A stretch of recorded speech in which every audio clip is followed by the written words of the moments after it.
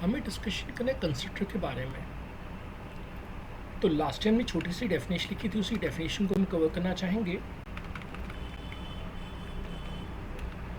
अब जो कंस्ट्रक्टर दोस्तों सभी में है, चाहे हम सी प्लस प्लस की बात करें या जावा की बात करें या सी शार्प की बात करें, सभी में कंस्ट्रक्टर है। पाइथन और एप्पल स्विफ्ट में उसे हम इनिशियलाइजर कहते हैं, इनिट। अब डेफिनेशन क्या कहती है?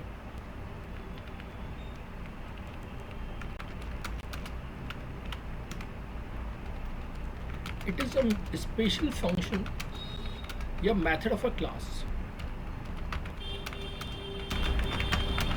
that executes automatically when we create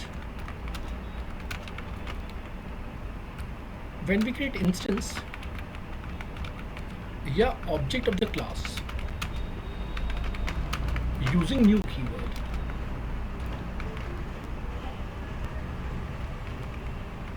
तो जब भी हम किसी क्लास का ऑब्जेक्ट बनाएंगे दोस्तों, तो ऑब्जेक्ट क्रिएशन पे कंस्ट्रक्टर कॉल होता है। अब इसकी एप्लीकेशन क्या है? Normally used to initialise properties of the class with some initial value।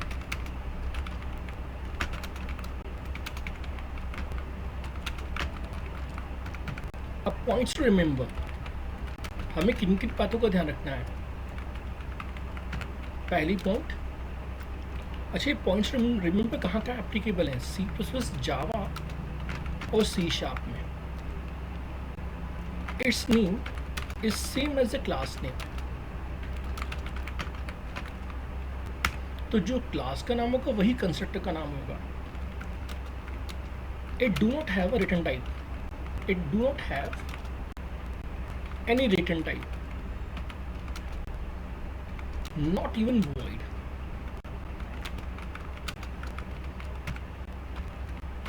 It can take 0 or more parameters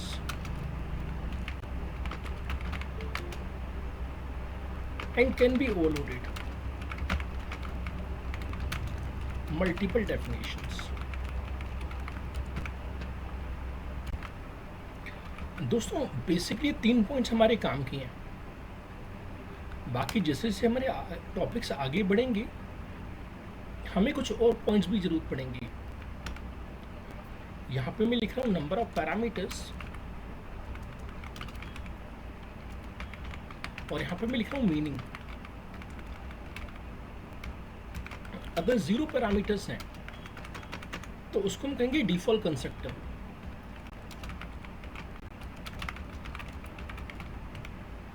अगर हमने 1 और मोर पैरामीटर भेजे हैं तो कहेंगे पैरामीटराइज कंस्ट्रक्टर। अगर ऑब्जेक्ट ऑफ सेम क्लास भेज दें तो वो कहलाएगा कॉपी कंस्ट्रक्टर। और यहां पे हमारा OCP1 आ रहा है, ऑलवेज पास बाय रेफरेंस।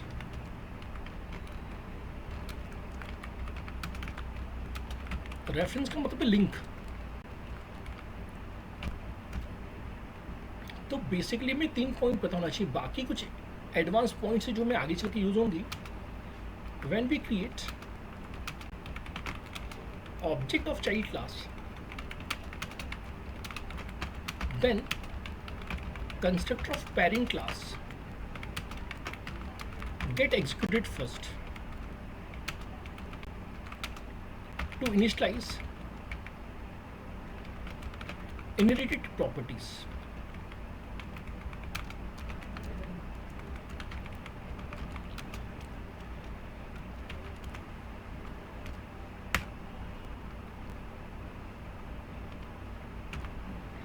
अब हमसे कैंपस में पूछा जाता है दोस्तों कि कंस्ट्रक्टर प्राइवेट हो सकता है? नहीं। A constructor can also be private। A constructor can be defined as private। In that case, It can only be called by some another constructor by some another constructor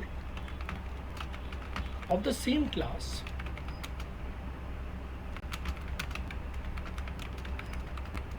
using this keyword,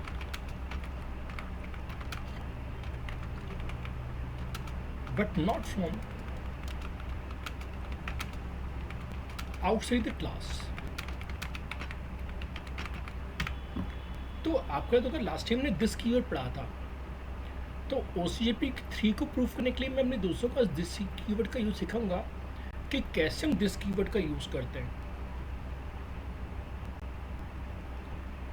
अब जिन दोस्तों ने सी process पढ़ा हुआ है वो पढ़ते थे destructor. ये केवल सी प्रोसेस में है, C process only, not in Java, Python, C Sharp, Apple Swift। अब देखिए डिस्ट्रक्टर की छोटी सी डेफिनेशन क्या कहती है। In C++, it is a special function that executes automatically when lifetime or scope of some object ends।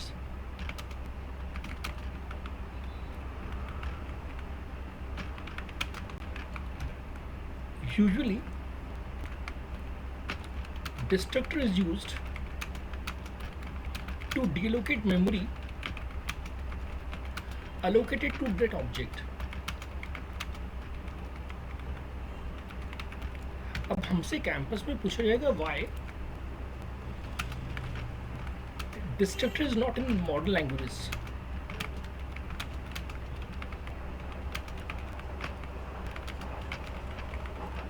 तो दोस्तों answer बहुत ही सिंपल है। All modern programming languages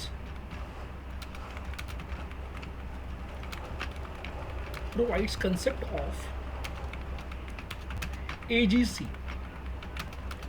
automatic garbage collector।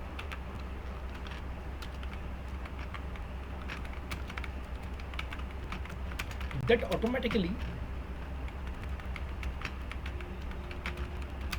delocates memory using concept of reference count। So programmer do not need to write delocation logic manually।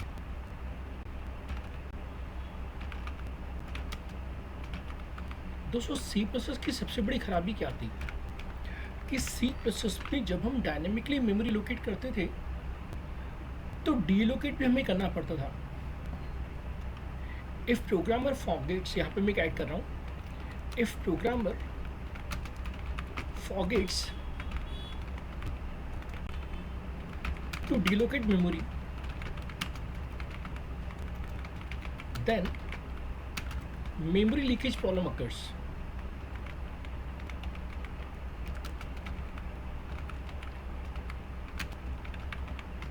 Means object doesn't exist,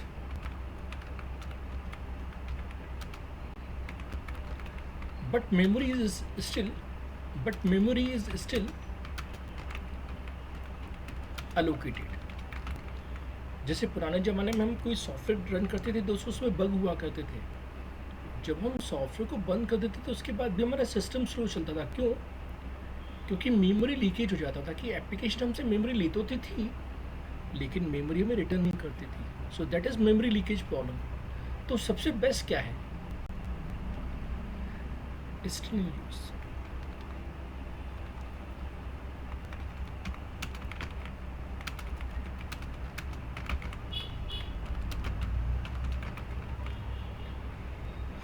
तो सबसे best है कि हमारी जितनी भी modern programming language है वो खुद ही चेक करती है कि कौन कौन से ऑब्जेक्ट्स को डिलोकेट करना है। अब एजीसी के बाद हम पहले ही पढ़ चुके हैं।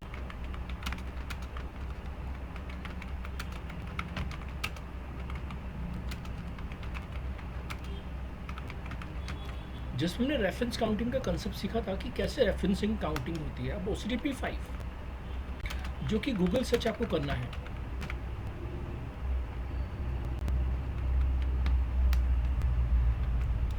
विच function in Java is nearly equivalent to, ये नियरली वर्ड आप ना भी लिखे चलेगा, is equivalent to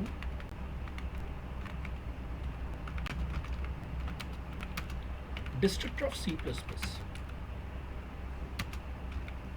and what is its syntax, and what is its syntax। मैं सोच रहा हूँ से A पॉइंट कर दिया जाए,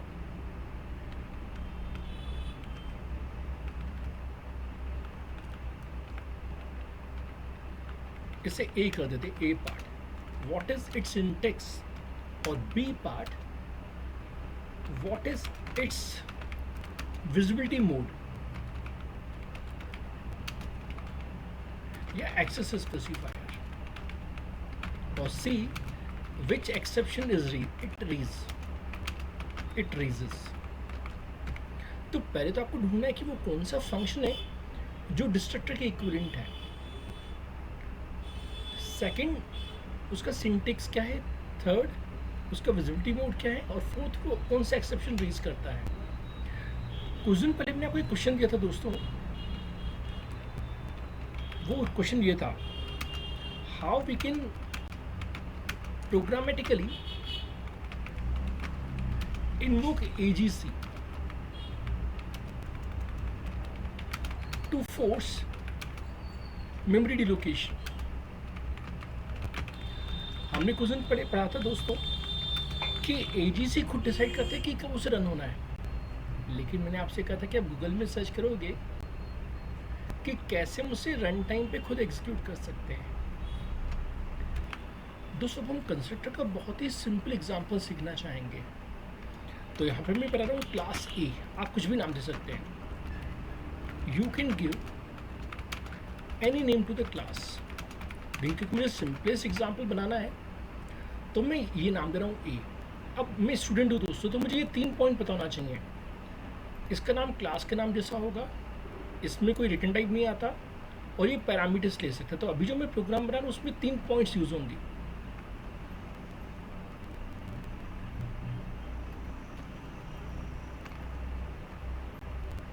तो हमने क्लास A बनाया और जहाँ पे हम कंस्ट्रक्टर बना लेते हैं दोस्तों,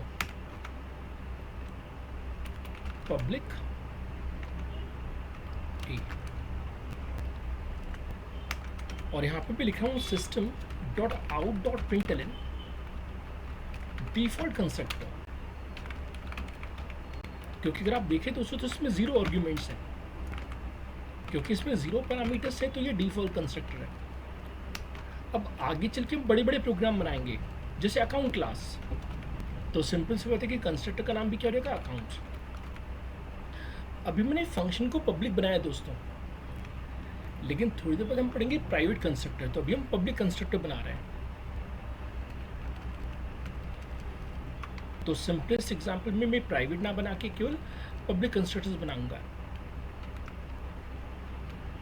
अब हम फिर से कंस्ट्रक्टर बना रहे हैं जिसमें एक इंटीजर वैल्यू x भेज रहे हैं। इससे हम कहते हैं दोस्तों function overloading.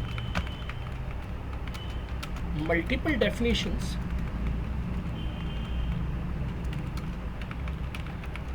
By changing parameter. हमने पैरामीटर चेंज कर दिया, बाकी नाम वही है। अब जैसा मैंने यहाँ पे लिखा है सेम वैसे ही हम यहाँ पे प्रिंट कर देंगे। बस यहाँ पे मैं डिफॉल्ट आर्ग्यूमेंट की जगह पैरामीटराइज कंस्ट्रक्टर कर देता हूँ, क्योंकि इसमें हमने 1 और मोर पैरामीटर भेजे हैं। अब मुझे कॉपी कंस्ट्रक्टर बनाना है दोस्तों, तो मैं इसी को कॉपी पेस्ट कर लेता हूँ।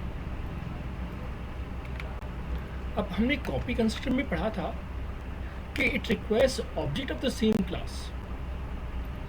Object of the same class, तो हम object of the same class भेज देंगे। तो हमने यहाँ पे पब्लिक कंस्ट्रक्टर बनाया और यहाँ पे हम एक ऑब्जेक्ट भेज देते सी क्लास का। तो यहाँ पे हम कहेंगे copy constructor object of same class.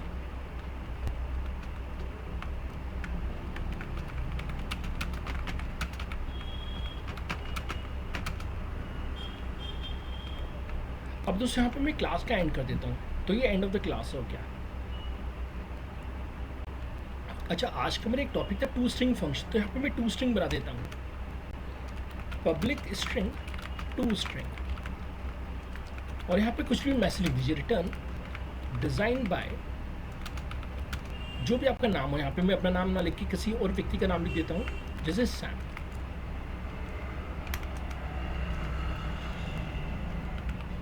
क्योंकि आज हमें पढ़ना है कि टू स्ट्रिंग फंक्शन का यूज़ क्या होता है। और अब हमें मेन प्रोग्राम बनाना है, तो हम बना रहे हैं public class simple constructor example, और हमें बनाना पड़ेगा पब्लिक स्टैटिक वॉइड में स्ट्रिंग args। कभी कभी क्या होता है, एक ही फाइल में बहुत सी क्लास होती है, जैसे यहाँ पे एक क्लास ये है, एक क्लास ये है, तो मैं कई बार आप लोगों को समझा चुका हूँ कि file name should be same as public class. तो जो मैंने पब्लिक क्लास का नाम दिया वही फाइल नेम रहेगा दोस्तों। अब हम यहाँ पे ऑब्जेक्ट क्रिएट करेंगे, creating objects.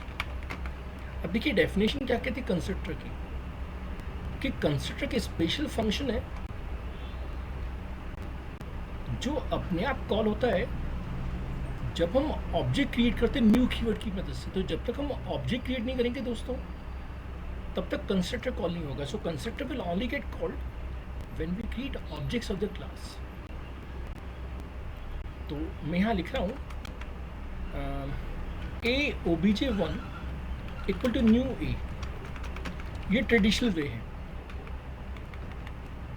Calls DC.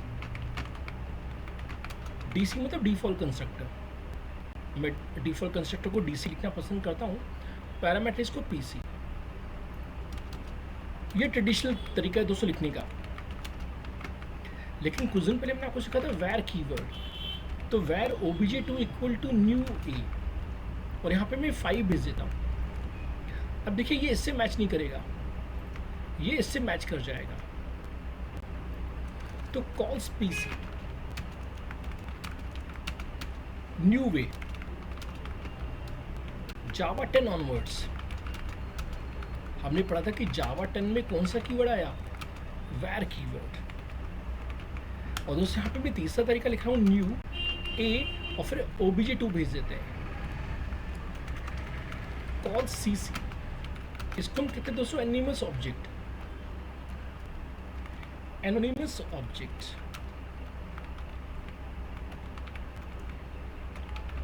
Without variable name. दोस्तों यहाँ पे हम लेफ्ट हैंड साइड पे वेरिएबल बना रहे थे obj1 obj2, लेकिन जब मैंने थर्ड ऑब्जेक्ट बनाया तो मैंने कोई वेरिएबल नहीं बनाया। ऐसे टीचर में सिखाना चाहता था कि हम ऐसा कर सकते हैं, हालांकि मैं चाहता तो मैं ऐसा लिख सकता था, लेकिन क्योंकि मैं टीचर हूँ तो मेरा काम है डिफरेंट वेज में प्रोग्राम को लिखना, कि हाँ ऐसा भी कर सकते हैं। अच्छा, अब मैं मैसेज पासिंग कर रहा हूँ। अब मैं लिख रहा हूँ दोस्तों system dot out dot println obj1.to string, manual call या manually calling to string function to convert. बस सिंपली इतना काफ़ी लिखना। अब मैं एक लाइन और लिखता हूँ दोस्तों, लेकिन यहाँ पे मैं लिख रहा हूँ obj2 सिंपली, और यहाँ पे मैं टू स्ट्रिंग नहीं लिख रहा हूँ। तो JVM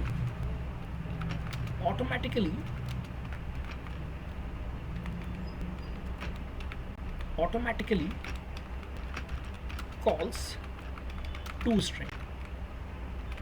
दोस्तों हमेशा की तरह मैं इस फंक्शन की मार्किंग कर रहा हूँ *1, क्योंकि अभी आप लोगों को मैं क्वेश्चन देने वाला हूँ।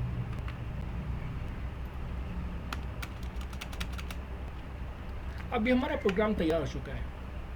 अब इसे आप नेटबीन्स पर भी ट्राई कर सकते हैं, चाहे तो इसे सिंपल तरीके से भी रन कर सकते हैं। मैं इस प्रोग्राम को कॉपी कर लेता हूँ, और मैंने नेटबीन्स ओपन किया हुआ है, तो इसे नेटबीन्स पे भी रन कर सकते हैं। सिंपली मैं यहाँ पे फाइल में जाऊँगा और एक एम्प्टी फाइल बना लेंगे।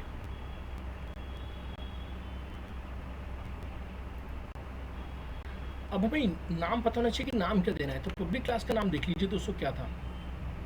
Simple constructor example, simple constructor example of A finish. NetBeans में क्योंकि पैकेज का कंसेप्ट है तो पहली लाइन पैकेज लिखी आएगी, तो हमें पैकेज वाली लाइन को यहाँ से डिस्टर्ब नहीं करना है, पैकेज रहेगा ही रहेगा। अब यहाँ पे मैं कोडिंग कॉपी पेस्ट कर लेता हूँ। हालांकि आप लोग चाहते तो डायरेक्टली आप नेटबीन्स में टाइप कर सकते थे। अब क्योंकि मुझे कोडिंग की प्रैक्टिस है दोस्तों, यहाँ पे सब कुछ ओके दिखा रहा है। हालांकि 2 वार्निंग्स आ रही हैं, देखिए वो वार्निंग्स क्या हैं।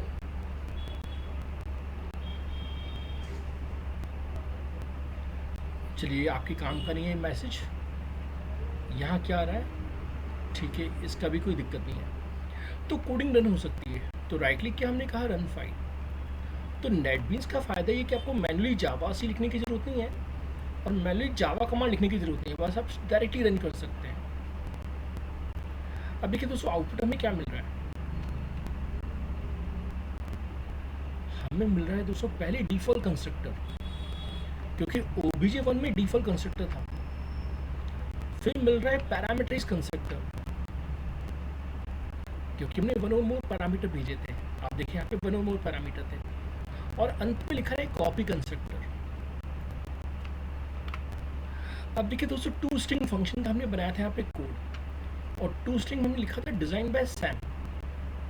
हमने एक बार ऐसा लिखा था, एक बार ऐसा लिखा था, लेकिन हमें आउटपुट में 2 बार दिख रहा है डिजाइन बाय सैम, जो ये प्रूफ करता है कि आप 2 स्ट्रिंग को कॉल करें या 2 स्ट्रिंग को ना कॉल करें, दोनों केसेस में 2 स्ट्रिंग कॉल हो जाता है। अच्छा, अब हमारे जो डेवलपर्स है घर में गलती करते हैं, ये केमिल केस नोटेशन है दोस्तों। अगर आप ध्यान से देखें तो 2 स्ट्रिंग का T छोटा है और स्ट्रिंग का S कैपिटल है, तो आपको एग्जैक्टली ऐसा ही लिखना है। अब मैं आप लोगों को कुछ और OCJP क्वेश्चन घर के लिए दे रहा हूँ दोस्तों। तो OCJP 6 तक हो चुका है, अब OCJP 7। What happens if we do not define, yeah, what will be the output? What will be the output of above code if we do not define 2 string function add *1? तो hint क्या है दोस्तों? Simply remove it and run code again. मैं उम्मीद करता हूँ कि आप समझ रहे हैं कि दोस्तों मैं कहना चाहता हूँ कि अगर हमने यहाँ पे 2 स्ट्रिंग नहीं बनाया होता और फिर आप प्रोग्राम को रन करते तो आउटपुट क्या आता? तो आप लोगों को बस सिंपली घर में इस फंक्शन को हटा के फिर रन करना है कि हमें आउटपुट क्या मिलता है। अब OCJP 8, in which built-in Java class 2 string function या मेथड जो भी करना चाहें is already defined। तो सिंपली गूगल सर्च करना है दोस्तों। और अंतिम क्वेश्चन है दोस्तों, what is the need of defining 2 string function in a class? तो देखिए इसका आंसर क्या कहता है। Sometimes we require a string representation of some object.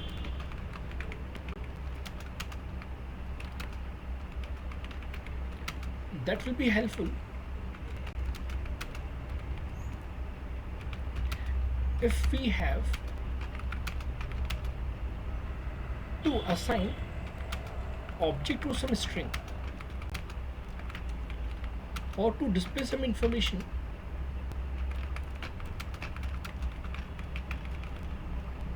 using SOP.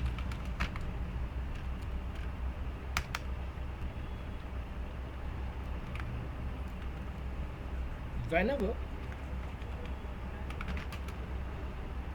JVM requires to convert object to string, it searches for the definition of toString function defined in that class. As in our example, we get designed by Sam.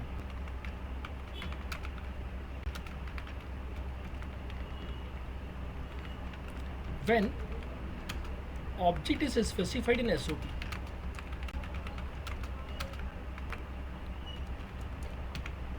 syntax of defining toString.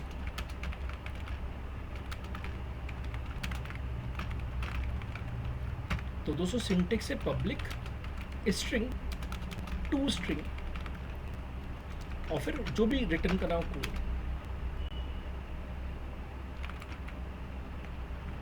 Data means string data, कोई भी string data हम दे सकते हैं। अब सवाल आता है कि पहले हमने स्ट्रिंग क्यों लिखा, तो ये दोस्तों ये कहलाता है स्कोप या visibility mode.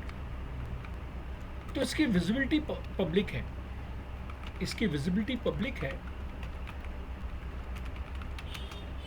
accessible from outside the class।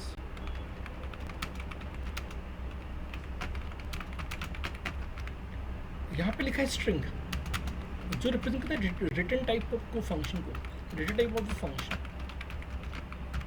फिर लिखा है टू स्ट्रिंग, ये फंक्शन का नाम है, फंक्शन को मेथड भी कहते हैं। तो दोस्तों अब हम डिस्कशन करना चाहेंगे बहुत ही इंटरेस्टिंग कंसेप्ट कि कैसे हम किसी क्लास में प्राइवेट कंस्ट्रक्टर बना सकते हैं और दिस कीवर्ड की मदद से उसे कॉल कर सकते हैं। क्योंकि जब हम पिछली क्लास में मिले थे तो हमने दिस कीवर्ड के यूजेस पढ़े थे। हम जानते हैं कि जब भी हम किसी प्रोग्राम को रन करते हैं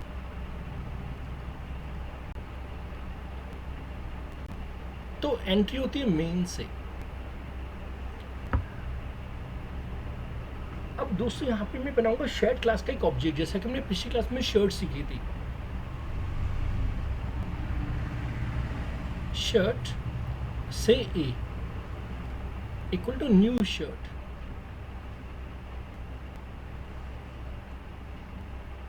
और हमने यहाँ पे कोई वैल्यू नहीं भेजी। अब क्योंकि हमने कोई वैल्यू नहीं भेजी है दोस्तों, तो सिस्टम ढूंढेगा डीसी को, यानी डिफॉल्ट कंस्ट्रक्टर को। तो कहीं ना कहीं क्लास शर्ट बनी हुई होगी।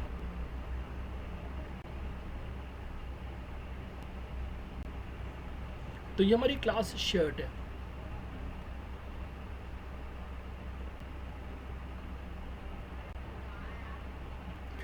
जिसमें प्राइवेट मेंबर है दोस्तों ब्रांड।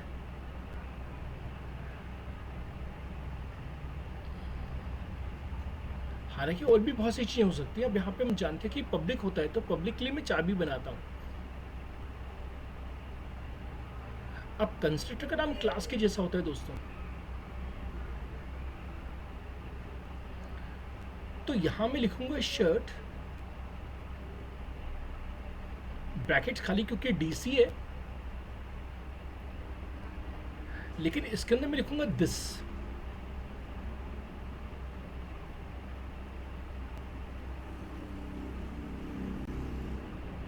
और दिस में मैं भेज दूंगा फॉर एग्जाम्पल पीई, कोई भी कंपनी का नाम आप लिख सकते हैं पी। अब सिस्टम क्या करेगा, यहाँ पे कंस्ट्रक्टर ढूंढेगा, एक ऐसा कंस्ट्रक्टर दोस्तों जो प्राइवेट कंस्ट्रक्टर हो। यहां मैं ताला बना देता हूं, यानी ये प्राइवेट है।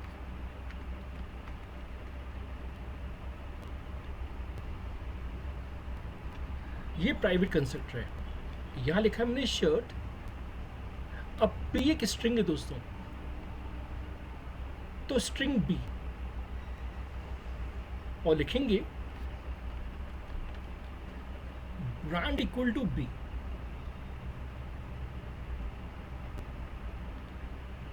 अब सोच के देखिए दोस्तों कि पूरा सीक्वेंस क्या रहा।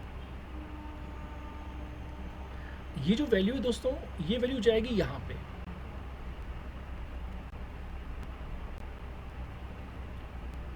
तो पूरा सीक्वेंस समझने की कोशिश करें। Line number 1, line number 2, line number 3। यहां पे हम लाइन नंबर 3 में आ चुके होंगे। लाइन नंबर 4 में हमने दिस यूज किया। हमने सिस्टम से कहा कि हमारी क्लास में ढूंढो, हमारे क्लास में एक ऐसा कंस्ट्रक्टर ढूंढो जिसमें स्ट्रिंग डेटा जाता हो। तो सिस्टम यहां आ जाएगा दोस्तों। अब यहां लिखा है बी। अब ये बी कहां जाएगा? ब्रांड के पास। और ये ब्रांड यहां लिखा है दोस्तों। तो यहाँ पे एक प्यारी सी शर्ट बन जाएगी। हालांकि मेरी ड्राइंग बहुत ख़राब है दोस्तों, कोशिश करते हैं कि मुझसे शर्ट बन जाए।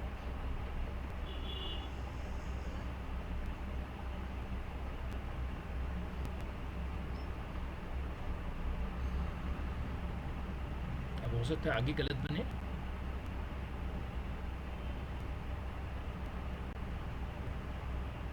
तो यहाँ पे एक शर्ट बन गई दोस्तों। अब इसके आगे मुझसे गलती बनेगी। तो यहाँ पे एक शर्ट बन गई दोस्तों, जिसका ब्रांड क्या हो गया? पीई। देखिए यहां से हमने कुछ भी पास नहीं किया, नथिंग मेंशन्ड।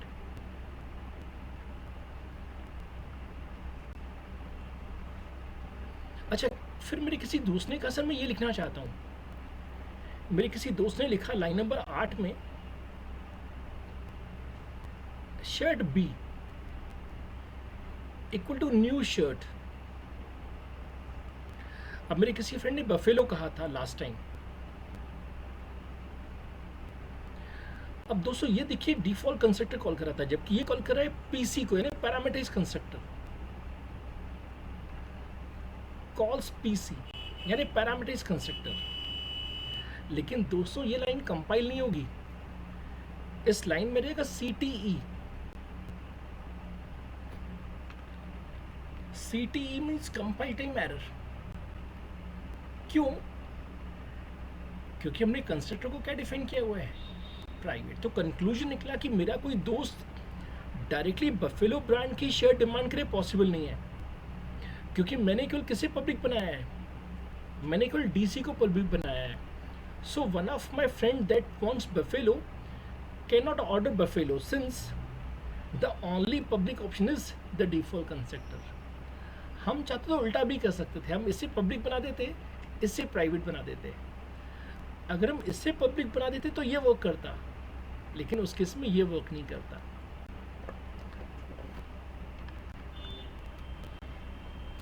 दोस्तों हमने फिगर देख लिया, तो हमें इसकी प्रोग्रामिंग करनी है। तो नेटबीन्स में हम डायरेक्टली भी काम कर सकते हैं। यहाँ पे मैं एक न्यू फाइल बना लेता हूँ और जावा क्लास, क्योंकि घर में आप लोग ऐसे ही काम करते होंगे। और मैं इसका नाम दे रहा हूँ प्राइवेट कंस्ट्रक्टर एग्जाम्पल और फिनिश। जो कमेंट्स उनको मैं हटा देता हूँ। अब देखिए मैंने कहा था कि जो फाइल नेम होता है वही पब्लिक क्लास नेम होता है, तो ये मैच कर रहा है। अब यहाँ पे मैं लिख रहा हूँ PSVM। अब दोस्तों मुझे यहाँ पे शर्ट क्लास बनानी पड़ेगी, तो क्लास शर्ट। पिछली बार मैंने बहुत सी चीज़ें रखी थी दोस्तों, लेकिन आज मैं बहुत सी चीज़ नहीं रख रहा हूँ। मैं केवल एक ही चीज़ रख रहा हूँ, प्राइवेट स्ट्रिंग ब्रांड। अब यहाँ पे मैं कंस्ट्रक्टर बना रहा हूँ, तो पब्लिक शर्ट। जैसा कि आज हमने डेफिनेशन पढ़ी कि जब हम कुछ भी नहीं भेजते तो वो डिफॉल्ट कंस्ट्रक्टर कहलाता है। तो ये एक डिफॉल्ट कंस्ट्रक्टर है। अब मैं लिख रहा हूँ दिस, और यहाँ पे मैं लिख रहा हूँ पी। अब भी इस लाइन में एरर आ रहा है, क्यों? क्योंकि सिस्टम कह रहा है भाई भूपेंद्र, तुमने इस क्लास में ऐसा कोई कंस्ट्रक्टर बनाया ही नहीं है। तो यहाँ पे मैं बना रहा हूँ प्राइवेट शर्ट स्ट्रिंग बी, क्योंकि जो पी है वो पी है जो स्ट्रिंग टाइप का डेटा है। और यहाँ पे मैं लिख रहा हूँ ब्रांड इक्वल टू बी। हालांकि लास्ट टाइम मैंने आपको रिकमेंड किया था कि ऐसा लिखना अच्छा नहीं होता है दोस्तों, ये सही तरीका नहीं है। सही तरीका क्या है? Private shirt string brand this dot brand equal to brand.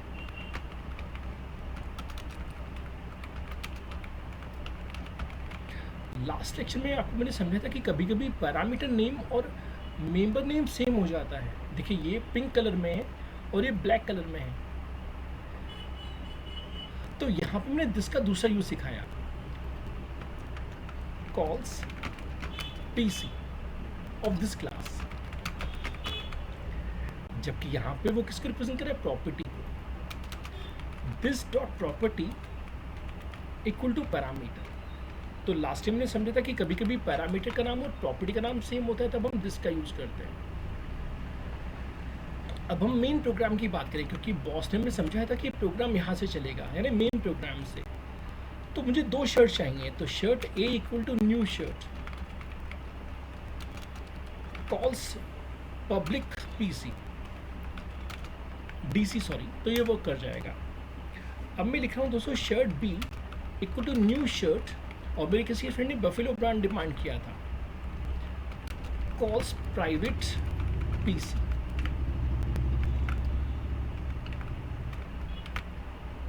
देखिए दोस्तों सिस्टम नाराज हो रहा है मुझसे। क्या कह रहे हैं सिस्टम, देखिए कर्सर रखिए यहाँ पे, देखिए रीजन पढ़िए दोस्तों। अगर आप रीजन पढ़ेंगे तो समझ में आ जाएगा।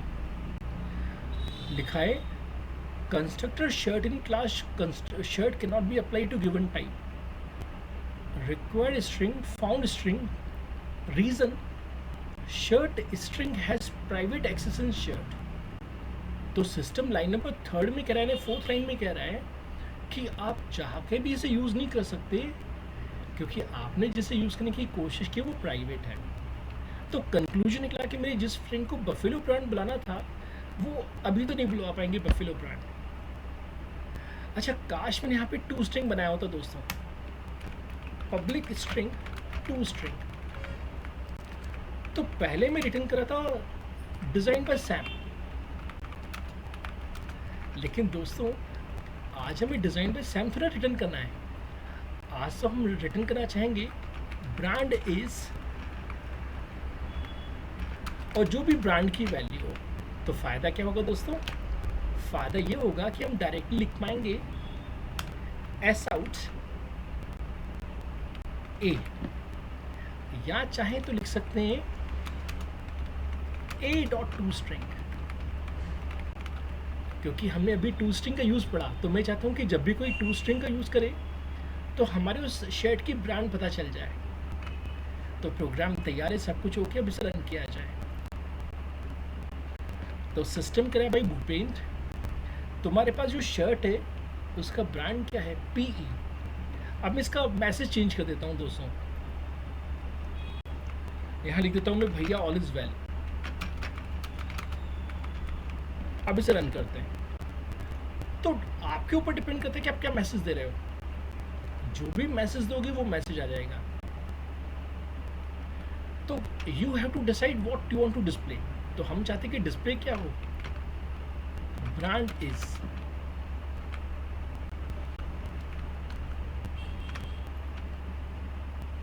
दोस्तों आज हम जितने भी टॉपिक्स पढ़ रहे हैं सभी के सभी टॉपिक्स हमें बहुत काम आने वाले हैं। जैसे हमने डेफिनेशन में पढ़ा था कि कंस्ट्रक्टर में कोई रिटर्न टाइप होता ही नहीं है। कंस्ट्रक्टर में कोई रिटर्न टाइप नहीं होता है। अब हमें इस पॉइंट को प्रूव करना है, क्योंकि हमने इस पॉइंट को प्रूव कर दिया, हमने ये वाली पॉइंट भी प्रूव कर दी, हमने इस पॉइंट को भी प्रूव कर दिया, लेकिन कौन सी पॉइंट नहीं प्रूव की, अभी तक हमने ये वाली पॉइंट प्रूव नहीं की है। तो अभी हम इस वाली पॉइंट को प्रूव करेंगे और फिर हम इस पॉइंट को प्रूव करेंगे। तो कंक्लूजन निकला कि आज के हमारी इस क्लास में जितने भी पॉइंट्स मैंने आपको समझाए हैं वो सबके सब पॉइंट्स किसी न किसी एग्जाम्पल में यूज होंगे। तो अभी हमें इस पे फोकस करना है। तो आपको मैं छोटा सा एक कोड दे रहा हूँ जो आपको घर में ट्राई करना है।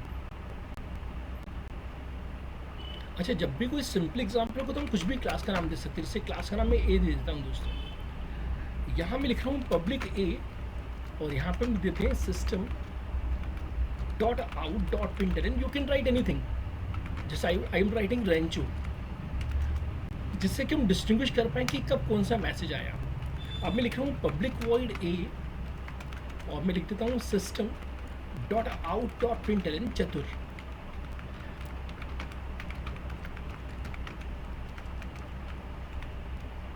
तो इससे आपको डिस्टिंग्विश करने में आसानी होगी कि कब कौन सा मैसेज आ रहा है। अब मैं पब्लिक क्लास का नाम दे रहा हूँ, पब्लिक क्लास कंस्ट्रक्टर एग्जाम्पल 2 या जो भी आप नाम देना चाहें।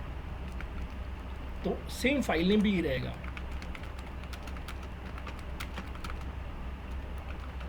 बाबा बताने की मुझे जरूरत नहीं होना चाहिए। पब्लिक स्टैटिक वॉइड में स्ट्रिंग args। अब यहाँ पे मैं ऑब्जेक्ट्स बना रहा हूँ दोस्तों। तो ए obj इक्वल टू न्यू ए, और फिर मैं लिख रहा हूँ दोस्तों obj डॉट ए।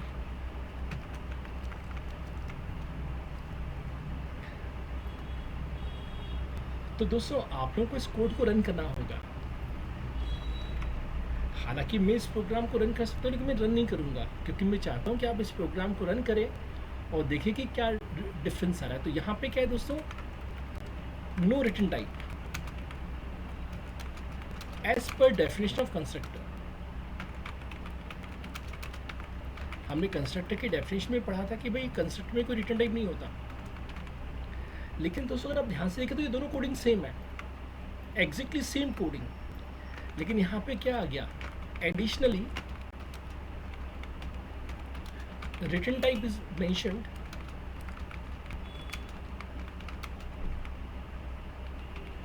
अच्छा OCJP में क्या हमें ऑप्शंस मिलेंगे, ऑप्शंस मिलेगा आउटपुट में।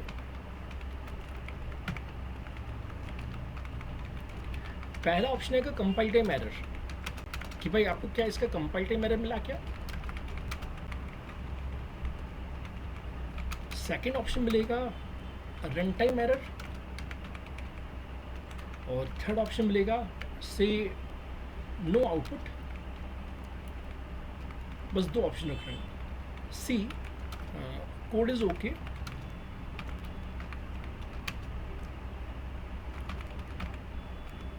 With output. दोस्तों आउटपुट क्या है ये आप खुद सोचेंगे, मैं यहाँ पे आउटपुट नहीं लिख रहा हूँ।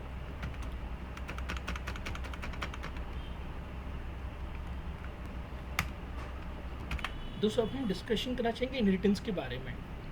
अब इनहेरिटेंस कितना महत्वपूर्ण है इससे समझ में रहा है कि ये कंसेप्ट C++ में भी है, जावा में भी है, C# में भी है, पाइथन और स्विफ्ट में भी है। तो ऐसे स्टूडेंट आपको कंसेप्ट एक ही बार सीखना है। जब भविष्य में आप लोग एप्पल स्विफ्ट प्रोग्रामिंग करोगे तो बस आपको क्या सीखना पड़ेगा, सिंटेक्स। कारण क्या कि हिंदी में कहते हैं कि मैं आम खाता हूँ, इंग्लिश में कहते हैं कि आई ईट मैंगो, और सिंधी में कहते हैं कि माँ अम्ब खाईंदो आया। तो एक ही चीज़ को हम डिफरेंट लैंग्वेजेस में कह सकते हैं। तो वैसे ही जब हम फ्यूचर में कोई दूसरी प्रोग्रामिंग लैंग्वेज सीखेंगे तो बस हमें सिंटेक्स सीखना पड़ेगा कि दूसरी लैंग्वेज में से कैसे अचीव किया जाता है। अब डेफिनेशन देखिए, इनहेरिटेंस क्या कहता है, creating new specialized child classes from existing generalized pairing classes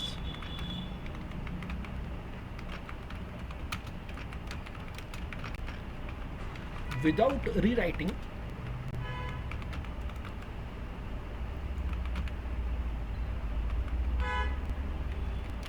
existing code logic to achieve code reusability। दोस्तों हम एग्जिस्टिंग कोड को रीयूज करना चाहते हैं, तभी तो आजकल बड़े बड़े सॉफ्टवेयर्स ऑब्जेक्ट ओरिएंटेड प्रोग्रामिंग में बनते हैं, क्योंकि जो जो फीचर्स हम पहले से ही बना चुके हैं उन फीचर्स को फिर से कोड करने की ज़रूरत नहीं है। अब OCJP में क्वेश्चन क्या आएगा दोस्तों,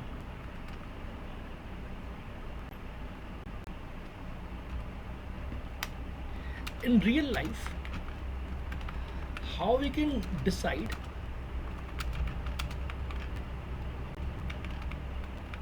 whether inheritance rule applies or not।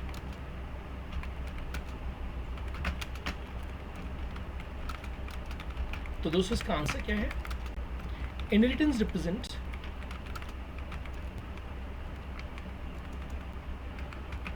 is a or derived from relationship.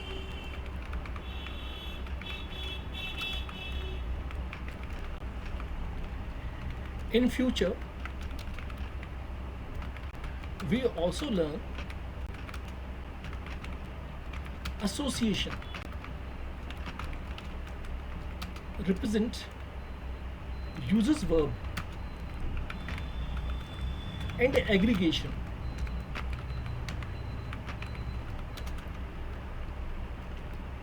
represent part of relationship.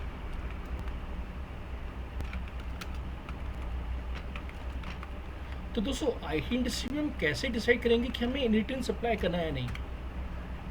तो जहाँ पे इज़ा आए तो वो इनहेरिटेंस है, जहाँ भी एसोसिएशन होगी वहाँ पे वर्ब आएगा. एसोसिएशन का मतलब होता है रिलेशन बिटवीन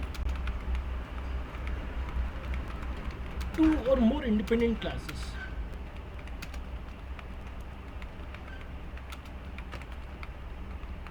दोस्तों जैसे आप और मैं हैं, मैं आपकी फैमिली का मेंबर नहीं हूँ, आप मेरी फैमिली के मेंबर नहीं हो, लेकिन तो भी मैं आपसे कम्युनिकेट करता हूँ. क्यों? क्योंकि टीचर टीचर्स स्टूडेंट्स. तो आप अलग फैमिली के हैं, मैं अलग फैमिली का हूँ, लेकिन आपका और मेरा एसोसिएशन किसका? टीचर्स का. यहाँ पे हम इज्जत की बात कर रहे थे. तो mango is a fruit curd derived from milk. तो जहां भी ड्राइड फॉर्म आया इज़ा है तो वहां पे इनहेरिटेंस है. लेकिन दोस्तों फ्यूचर में हम सीखने वाले एसोसिएशन. तो एसोसिएशन में क्या होता है? वर्ब आता है, जैसे मैं आपको पढ़ा रहा हूँ. अच्छा, अंत में aggregation represent part of relationship. Components combine together to form generalized container.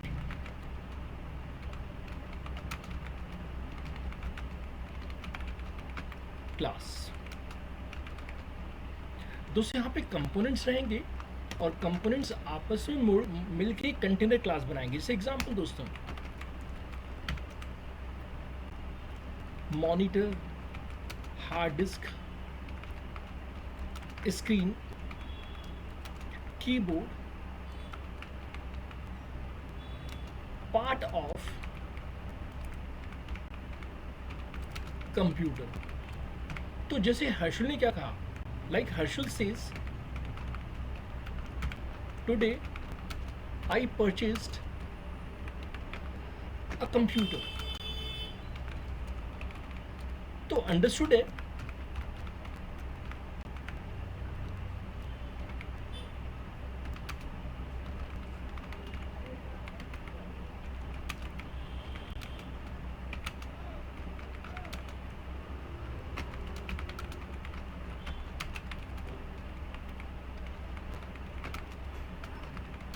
तो हर्षल को ये कहने की जरूरत नहीं कि मैंने monitor, hard disk, screen, keyboard खरीदा है. सिंपली हर्षल कहेंगे कि मैंने कंप्यूटर परचेज किया है. अब जैसे वो कहेंगे कि कंप्यूटर परचेज किया तो अंडरस्टूड है कि कंपोनेंट्स भी उसके अंदर ही होंगे. दोस्तों अब हमें बात करनी है सिंटेक्स की. Syntax of achieving inheritance in Java. तो हमें लिखना पड़ता है क्लास, फिर पेरेंट क्लास का नाम, फिर जो भी कोडिंग आपको करनी है यहाँ पे करोगे, फिर लिखोगे क्लास चाइल्ड, यहाँ पे लिखोगे एक्सटेंस और फिर पेरेंट्स, और फिर जो भी कोडिंग करनी है. तो यहाँ पे कंक्लूजन क्या निकला? Here expanse keyword is used to achieve inheritance by mentioning name of the parent class. अब OCP13 दोस्तों, in Java, C Sharp, Swift, a class can only have one parent class.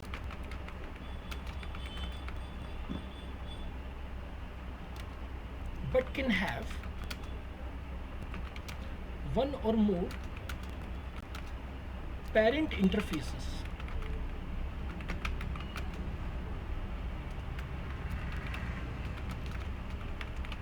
To achieve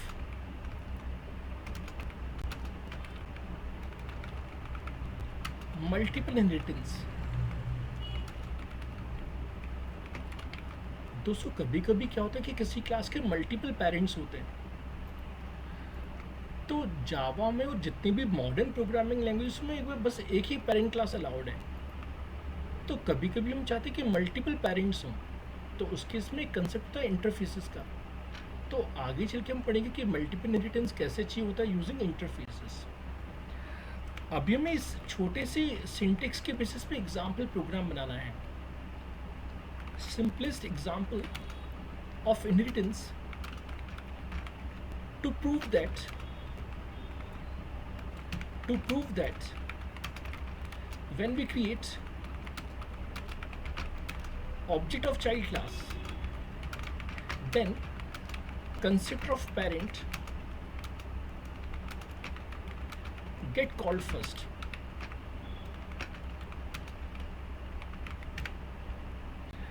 दोस्तों मैं कोई भी non technical example बना सकता हूँ। तो यहाँ पे मैं बना रहा हूँ क्लास ए, और मैं सोच रहा हूँ कि यहाँ पे मैं लिखूँ, चलिए ठीक है ए लिख देते हैं, और यहाँ लिख देते हैं कंस्ट्रक्टर का नाम public A, system dot out dot println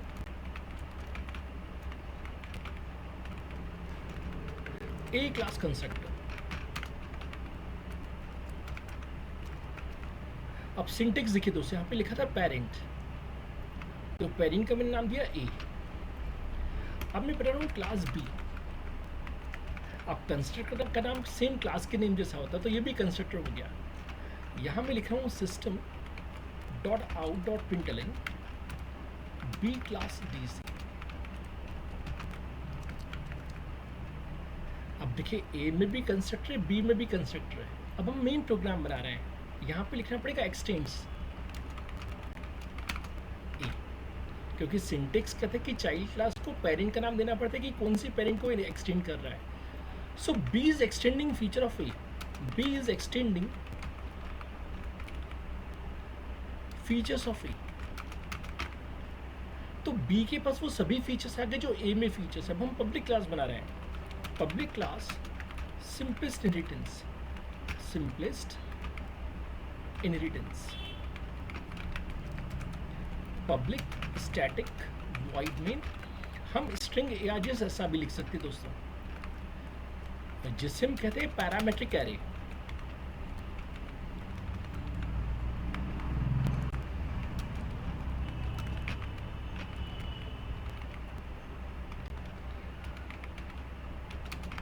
जो कि जावा 1.5 में इंट्रोड्यूस हुआ। तो आगे चल के हम पैरामेट्रिक एरे भी सीखेंगे कि कैसे पैरामेट्रिक एरे को यूज़ किया जाता है। अब हम ऑब्जेक्ट बनाएंगे, तो B obj equal to new B, only creating object of child class. तो यहाँ मैं केवल बी का ऑब्जेक्ट बना रहा हूँ, क्यों? क्योंकि हमें ये पॉइंट प्रूव करनी थी, हमें प्रूव करना था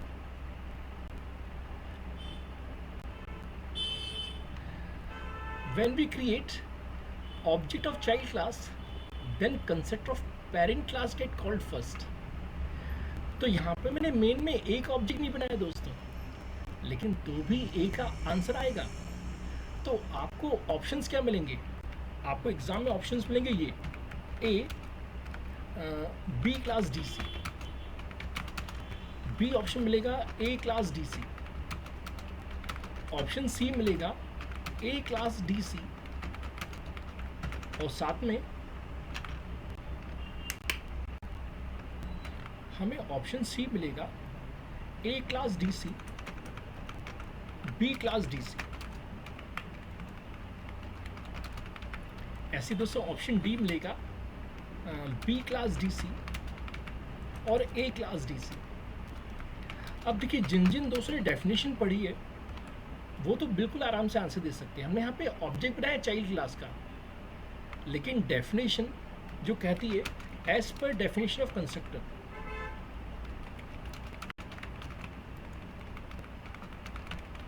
covered earlier,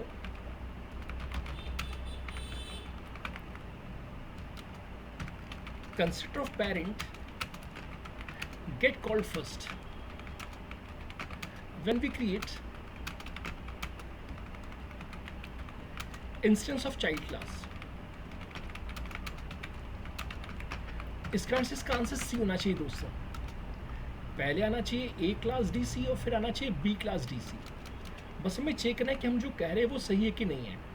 तो मैंने इस प्रोग्राम को यहाँ से कॉपी करना शुरू किया। ये सिंपलेस्ट की स्पेलिंग थोड़ा सा ठीक नहीं, इसे ठीक कर दिया जाए स्पेलिंग को, और यहाँ से इसको मैंने कॉपी किया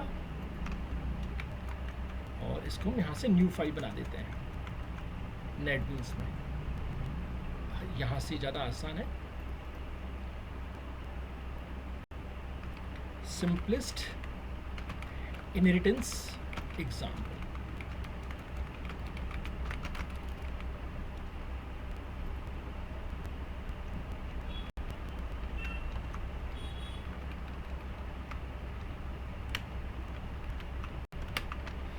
अब इस कोडिंग को रन करना है दोस्तों।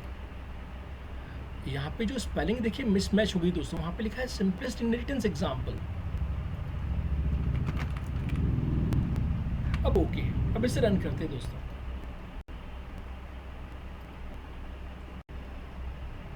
अब जैसे हमने इसे रन किया तो देखिए आप दोस्तों यहाँ पे क्या क्या आंसर हमें मिल रहा है। यहाँ पे एक्चुअली क्या क्लास ए पहले से ही बनी हुई थी, हमें पुरानी ए क्लास को कमेंट करना होगा, उसका नाम चेंज करना होगा। सिस्टम ने क्या किया, पुरानी क्लास को यूज़ कर लिया। मैं यहाँ पे नाम चेंज कर देता हूँ जिससे कि हमें समझने में आसानी हो। मैं से A1 कर देता हूँ, यहाँ भी A1 कर देते हैं, यहाँ B1, यहाँ A1 B1, और यहाँ पे हम B1 का ऑब्जेक्ट बना लेते हैं। अब बेहतर रहेगा आंसर। Run file. देखिए दोस्तों हमें क्या मिल रहा है, ए क्लास डी सी और बी क्लास डी सी। तो हमने ऑब्जेक्ट बनाया केवल चाइल्ड का, लेकिन तो भी पेरेंट का कंस्ट्रक्टर कवर हुआ। तो जितनी भी हमने इनहेरिटेंस की पॉइंट्स पढ़ी थी वो सभी के सभी कवर हो गई। अब अगला OCJP क्वेश्चन दोस्तों, OCJP 14। In Java this represent current class, then which keyword is used to refer to parent class, then dash keyword is used to represent parent class। अब करना क्या है, गूगल सर्च करना है, how to refer to parent class inside child class in Java. तो जैसे आप लोग गूगल सर्च करेंगे आपको आंसर मिल जाएगा।